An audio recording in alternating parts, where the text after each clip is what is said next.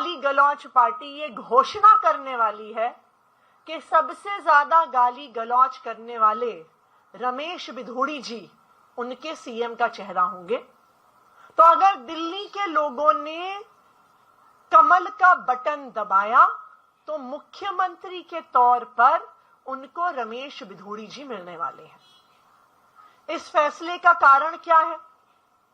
इसका कारण ये है कि गाली गलौच पार्टी में जो व्यक्ति सबसे ज्यादा भद्दी बातें करता है, जो सबसे ज्यादा गाली गलौच करता है, वो इस पार्टी में सबसे ज्यादा और सबसे तेजी से आगे बढ़ता है।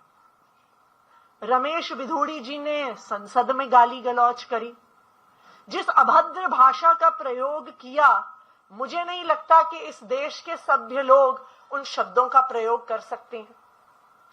रमेश बिधूड़ी जी अपने पार्टी के लोगों के साथ गाली गलौच करते हैं।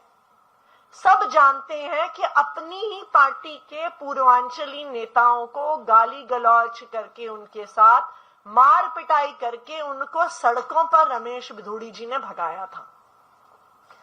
सब जानते हैं कि कुछ ही दिन पहले रमेश बिधूड़ी जी ने प्रियंका गांधी जी के बारे में अभद्र भाषा का प्रयोग किया, उनके साथ गाली गलौच की। उसके अगले दिन रमेश बिधूड़ी जी ने मेरे और मेरे परिवार के साथ गाली गलौच की। तो इस गाली गलौच का रमेश बिधूड़ी जी को ये इनाम मिल रहा है कि उनकी पार्टी उनको सीएम चेहरे के रूप में घोषित करने जा रही है।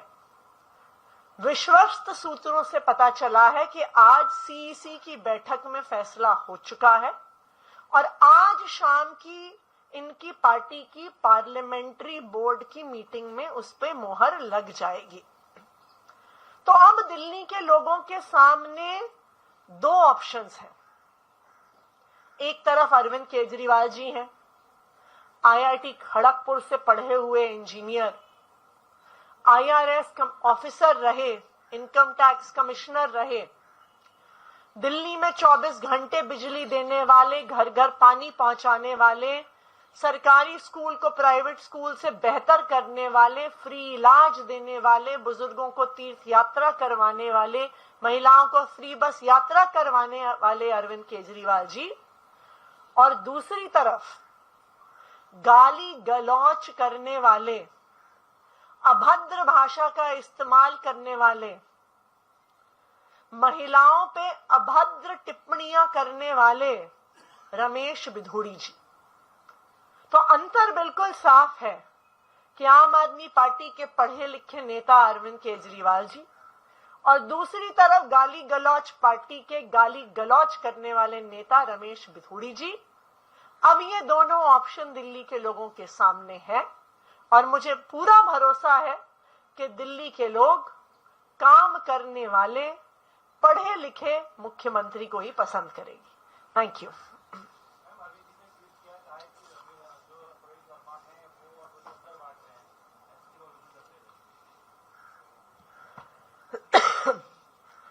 प्रवेश वर्मा जी एमसीसी का उल्लंघन ना सिर्फ कर रहे हैं बल्कि चौड़े होके कर रहे हैं। जब उन्होंने हेल्थ कैंप के नाम पे चश्मे बांटे तो उन्होंने छुपा के नहीं बांटे, उन्होंने ट्विटर पर ट्वीट करके बांटे।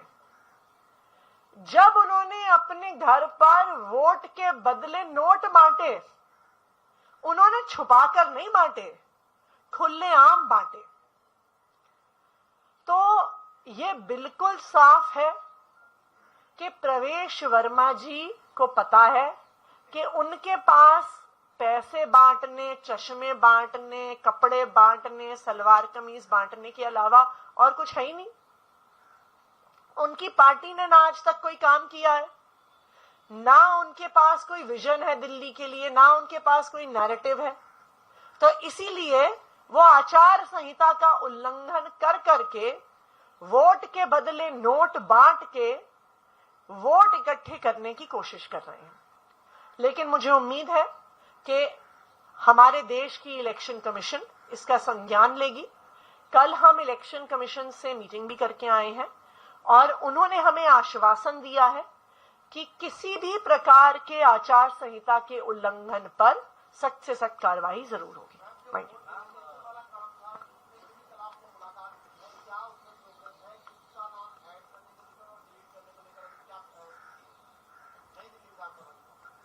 नई दिल्ली विधानसभा में 15 दिसंबर के बाद से 8 जनवरी तक तकरीबन 13,000 वोटर्स की एडिशन के एप्लीकेशन आए हैं।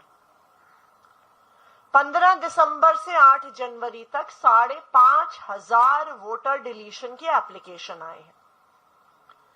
नई दिल्ली विधानसभा में कुल 1 लाख वोटर हैं, यानी 3 हफ्ते में 13% वोटर बढ़ाने और 5.5% वोट घटाने की कवायद हो रही है।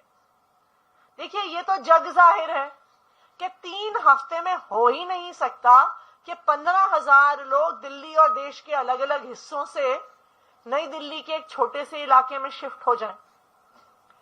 यह भी असंभव है कि 3 हफ्ते के अंदर अंदर 5,500 लोगों की या तो मृत्यु हो जाए या वो शिफ्ट हो जाए। इसलिए यह बिल्कुल साफ है कि एक बहुत बड़े स्तर पर फर्जीवाड़ा हो रहा है। इसीलिए हम इलेक्शन कमीशन से मिले भी और इलेक्शन कमीशन ने हमें आश्वासन दिया है कि किसी भी तरह से गलत वोट जोड़े नहीं जाएंगे और गलत तरीके से वोट काटे नहीं जाएंगे। Thank you.